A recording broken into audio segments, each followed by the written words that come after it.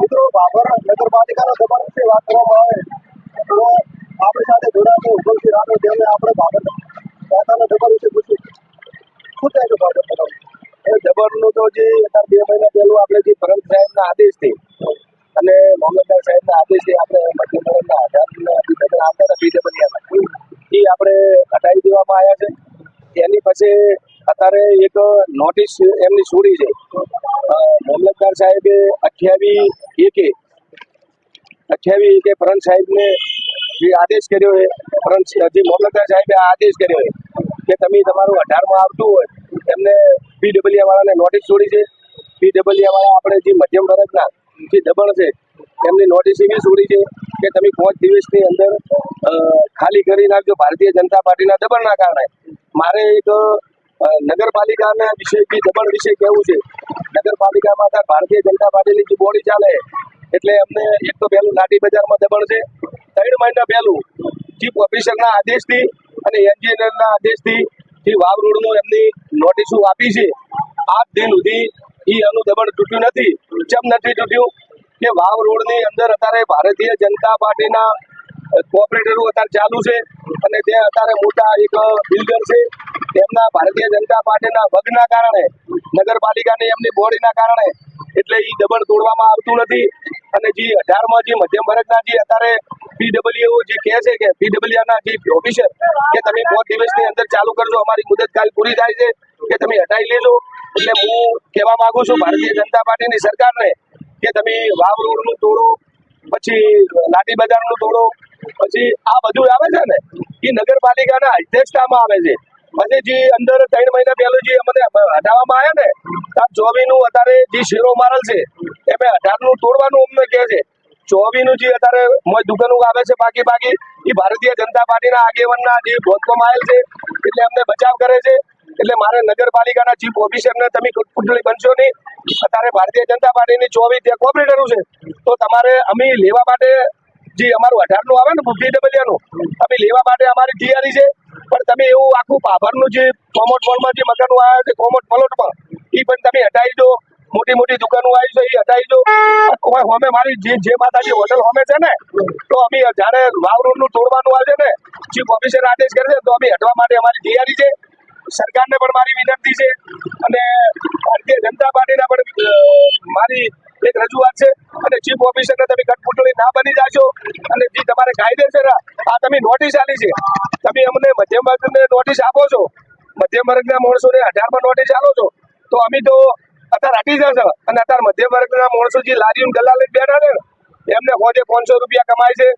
અત્યારે જો 18માં ઉઠી જશે તો લગભગ 1000 પબ્લિક અત્યારે બેરોજગારી થઈ જવાની છે. અને મને એવું છે કે આવી દબાણ અમારા લારી ગલ્લાને જે વટલું ઉઠી જશે તો અત્યારે મને એવું લાગે છે ભારતીય જનતા પાર્ટીને અને સરકારને કહેવા માંગુ છું કે તમે અત્યારે જે 500 રૂપિયા જે બજારા કમાઈ અને એમનું પરિવાર ચલાવે છે જો તમે અમને હટાવવામાં આવશે, હટાવવાની અમારી ના નથી, હટાવવામાં આવશે તો એમનું અત્યારે બેરોજગારી થશે અને આત્મહત્યા કરશે. એવું જવાબદારી ભારતીય જનતા પાર્ટીની સરકારની રહેશે. હા, અમે તમારા ભેળા છો પણ તમે વાવ રોડનું લાઠી બજાર, ખાડિયા બજાર જેટલા દબાણ આવતા હોય એટલા ચીફ ઓફિસર તમે કઠપુતળી ના બની જાશો અને તમે ટોટલ દબાણ તમે તોડાવરાવો તો અમને એમ લાગશે કે અમને ન્યાય સાચો મળ્યો હોય. તો તમે અત્યારે તમારે મારી વાત સાંભળો. તમારું એવું કહેવાય છે કે ભાજપનું અહીંયા બોડી છે એટલે ભાજપના લોકો ભાજપને સાવરી રહ્યા છે અને ગરીબોને તોડવામાં આવી રહ્યું. તમારું કેવું છે? મારું તો સપોર્ટ છે, મારું તો ખુલે એમ છે. કોઈ વાવની રોડની અંદર અત્યારે જે પાકા બાંધવામાં આવ્યા છે ને એ ભારતીય જનતા પાર્ટીના અત્યારે કોઓપરેટરો ચાલુ છે, એમના મોલ ચાલે છે, એમની દુકાનો ચાલે છે, એમની બિલ્ડિંગના ધંધા છે એ ભારતીય જનતા પાર્ટીના ભીષમાં પીધા છે. એટલે અમને ન્યાય આપો ભારતીય જનતા પાર્ટીની સરકારને કહું છું. અને એક તો હોય તાકાતવર કેવો છે તમને ખબર નહીં હોય કે હોય અત્યારે 24નો પ્રાંત સાહેબ અને મામલતદાર સાહેબ ને કલેક્ટર સાહેબનો હુકમ પછી જે લાલ કલરના જે શેરા મારવામાં આવ્યા એમની ભારતીય જનતા પાર્ટીનો વગવાળા માણસો કેટલા છે એ આખો શેરો ભૂંકી જવું છે. જો કોઈ મધ્યમ વર્ગના માણસે કોઈ શેરો ભૂંચ્યો તો એને કસ્ટડી દો. એટલે અમને જે અત્યારે જે લાલ શેરો ભૂંચ્યો છે એમને ભારતીય જનતા પાર્ટી અને સરકારને એમને કસ્ટડી થવી જોઈએ એવી મારી સરકાર જોડે માગણી છે. અત્યારે અહીંયા આપણે આમ જોવા જઈએ તો વિધાનસભા પણ ભાજપનું છે અને નગરપાલિકા બોર્ડ પણ ભાજપની છે. તો એમના વિશે તમારું શું કહેવું છે? અત્યારે મારી વાત સાંભળો કે અત્યારે તમે નમૂનો જુઓ. અત્યારે બજેટ ભારતીય જનતા પાર્ટીની જે સરકારે બજેટ રજૂ કર્યો છે ને, બજેટમાં તમે અત્યારે જોવા જો કે 500 કરોડ છે કે થરાદ, ફલાણું કરોડ કે થરાદ. અત્યારે ભારતીય જનતા પાર્ટીના વસ્તી એવું કહેતું હતું કે જ્ઞાનીબેન ધારાસભ્ય છે એટલે વિરોધ પક્ષના હતા એટલે કે વિકાસ થતો નથી. અત્યારે ભારતીય જનતા પાર્ટીના ભાજપના જે ધારાસભ્ય અત્યારે ચાલુ છે, તો હવે વિકાસ કેમ એમને ઉધાણો છે? આપણને બાબર શહેરને તો તળિયા ઝાટક કરી નાખ્યું છે. આપણે જીઆઈડીસી નથી આલી, આપણી પરત ઓફિસ સોય ગમ છે, ટેજરી દીવુદર છે, અત્યારે જંકશન દીવુદર છે. આપણને ભારતીય જનતા પાર્ટીના એક જે આગેવાન છે ને, અત્યારે ભારતીય જનતા પાર્ટીના ધારાસભ્ય છે ને, એમને જાગૃત થઈ જવું જોઈએ. એમને ખોબલે ને ખોબલે મત આપ્યા છે. બાબર શહેરે 4200 મત આલીને બીજેત બનાવ્યા છે, એની લીડ આપી છે. તો એમને વિકાસ કરવો જોઈએ. આટલા દિવસ તો એમ કહેતા હતા કે ધારાસભ્ય કોંગ્રેસનો છે એટલે વિકાસ રૂધાયો. હવે તમારી ચૂપ ચમ છો, સરકારમાં તમે છો તો જવાબદારી તમારી આવે છે. અમને તમારું બજેટ ચાલે છે, અમને બાબરને કોક તો આપો. અત્યારે ઠાકોર સમાજની કોઈ બોર્ડિંગ ચાલે છે, એ ગન ટેબલ કરાવો તો તમને હું અભિનંદન આપીશ. તમારી કસોટી તો તારે થઈ જશે. ભારતીય જનતા પાર્ટી કહેતા હતા કે આ તો ધારાસભ્ય કોંગ્રેસના વિકાસ થતો ને, હવે તો વિકાસ કરો, સરકારમાં તમે છો, બજેટ તમારો ચાલુ છે, કોક તો અમારે લાવો બાબર શહેરનું તાલુકાનો.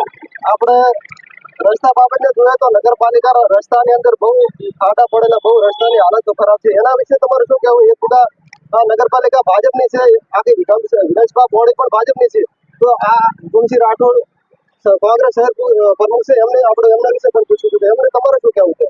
રોડ રસ્તા હોય કે ગમે તે, ભારતીય જનતા પાર્ટીની અત્યારે બોડી ચાલે છે અને અત્યારે ભારતીય જનતા પાર્ટીના ધારાસભ્ય ચાલુ છે. અત્યારે તો એમને એક જ શું છે, પબ્લિકને ફોલાવી અને મત લઈ અને કુણીએ ગોળ છોટવાના છે. અત્યારે બાબર તાલુકો, બાબર શહેર અત્યારે તળિયા ઝાટક ભારતીય જનતા પાર્ટીના આગેવાને કરી નાખ્યો છે. અને મારે મુખ્યમંત્રીને કહેવું છે કે તમે થરાદની અંદર કે 500 કરોડ 1000 કરોડ અમારા તાલુકે તમારું શું બગાડ્યું છે? તમને પ્રતિનિધિ ચૂંટીને આપ્યો છે એટલે મહેરબાની કરી વિનંતી કરી અમારા તાલુકાને કોઈ તો જીઆઈડીસી આપો, કોઈ રોજગારી આપો. ને કે હવે તો અમારે તમે એમ કરો, અમને ગોળીઓ છોડી અને અમને અમારા તાલુકાને અને અમને મારી નાખો અત્યારે. કારણ કે અમે એટલા અત્યારે દુઃખી છે. ભારતીય જનતા પાર્ટીના ધારાસભ્ય અત્યારે ચાલુ છે. તો નમસ્કાર મિત્રો, દર્શક મિત્રો, અત્યારે બાબરની જનતા પણ ભાજપ પક્ષથી નારાજ છે અને વિધાનસભાના ધારાસભ્યોથી પણ આ વિરોધ પક્ષના નેતા કોંગ્રેસના નારાજ છે. સીધો આક્ષેપ નગરપાલિકા અને વિધાનસભાના આપણા ધારાસભ્ય ઉપર છે. નમસ્કાર.